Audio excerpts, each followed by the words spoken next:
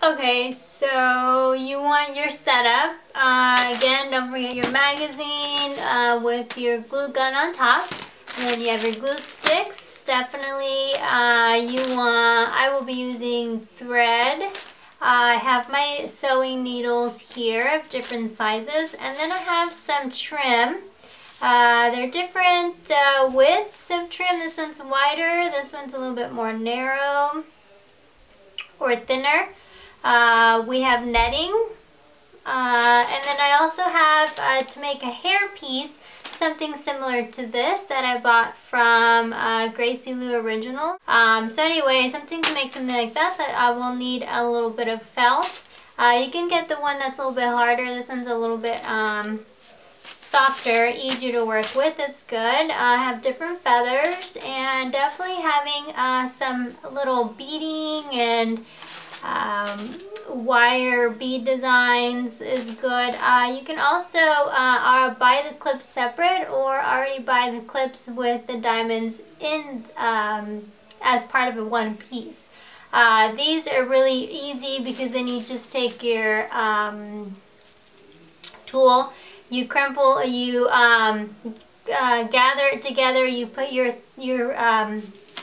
thread through it, and then you just hot glue gun it or sew it right, you know, onto your hairpiece, and then there's your veil. You're done and ready to go. But if not, if you just buy the little combs by themselves, then you can just hot glue them or also sew them on. So what I will be doing is I will be starting with my veil. Okay. I have two pieces here. One piece is longer and the other piece is a little bit shorter. I'm going to make a two-tiered veil. So the short piece will be on top and the long piece will be on bottom. So one of the first things you want to do is you want to get your string or your thread, and you want to thread your needle. And I will pick the longest needle I can find, because it will come in handy that it's long. You also need some scissors, and I have my fabric cutting scissors. I only cut fabric with this because I don't want my scissors to dull. So I'm going to go ahead and grab my thread. It's bent, so I need a straight edge there. And I'm going to bring my thread through my needle. And that's probably about a good amount of thread there. Put that off to the side, and I want to make a knot. I usually make 3. For me, 3 is a magic number. So I like to do 3. You can do more or less, up to you. This is just for a photo shoot, so I don't need it to last me too much or too long. I just need it for this one particular day. As I'm going through, you also want to go on maybe Google and take a look at all of the different kinds of veils that you can choose from to copycat or mimic or duplicate. So the one that I'm actually doing is one that I saw on one of my clients that I really liked. And it's something similar to this one here. I know this is a mannequin, but it does have the 2 tiers, and it was pretty long. So you always want to have your picture of what you're going for. So when working with your tool, you want to make sure you take it longwise. And on this, what I'm just going to do is I'm going to come in about a centimeter or so. I am going to ribbon it in. So I start with just one piece. It's kind of like just folding paper. Okay, and I'm going to go fold one way and fold the other.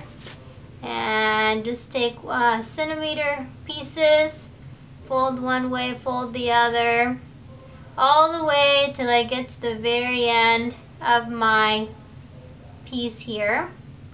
The hard part about this would be just to get your fingers to get it set and not move or slip. But just using your opposite hand and just combing or raking through would be okay.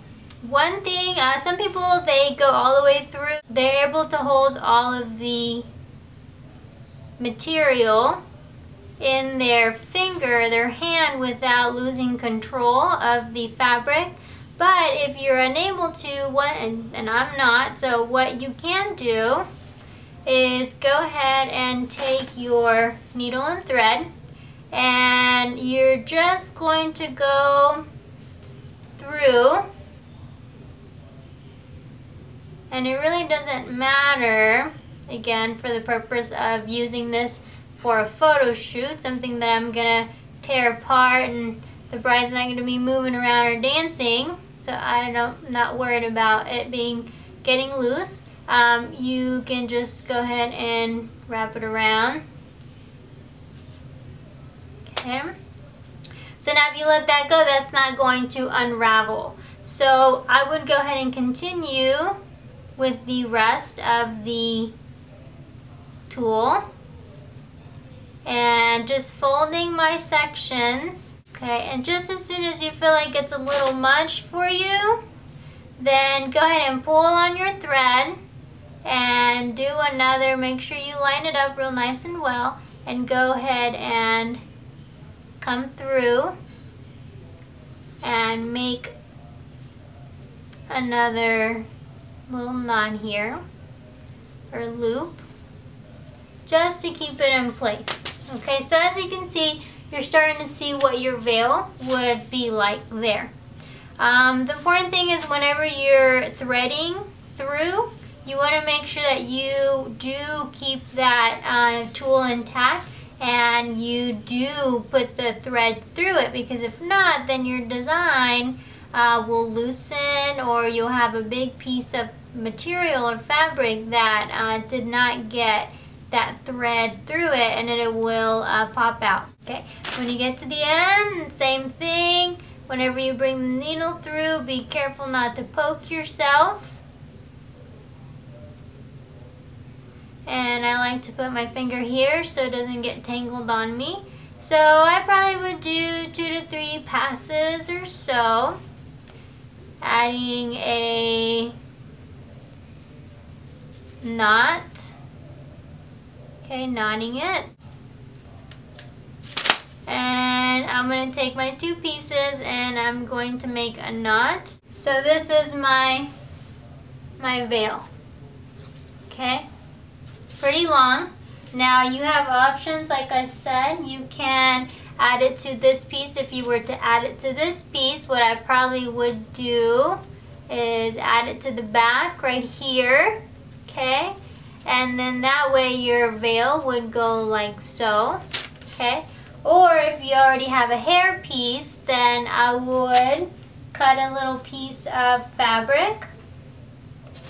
And your fabric, it can just be a little circle or square. Okay, and if it's too big, then you can make a circle.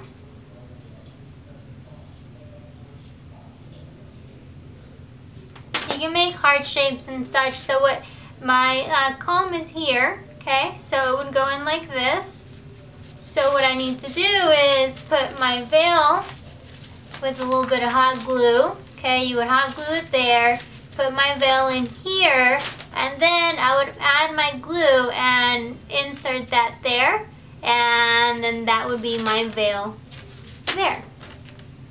But what I'm going to do with this one is I'm going to do the second piece, and the second piece is a little bit shorter. Okay, so I'm going to do the same thing. I'm going to thread through and do the same technique with this particular one, and after that I'm going to attach on top of this one, so then I'm going to have 2 lengths in my veil. So my first veil will stop here, and my second veil will stop here. My first veil will be a good 1.5 feet or so long. Okay, now that I have both of my veils, as I was doing this, I was thinking, in case you don't know how, or you don't have the things, or don't want to, or have the time to sew, what you can do is just take a big safety pin. It could be a smaller one, a bigger one would be best, kind of this size. You can always cover it up with the hair. The big sizes are great for really thick bundles of tulle. Something more medium maybe would be good. Maybe about this size, for about the size that we're doing here. So I did all that that scrunching up of the tulle. So one thing that you can do is also scrunch up the tulle and then pull your pin through, your safety pin through, and there you go. There you have it. You would have connected all of the top pieces of your tulle. So that's another thing that you can do.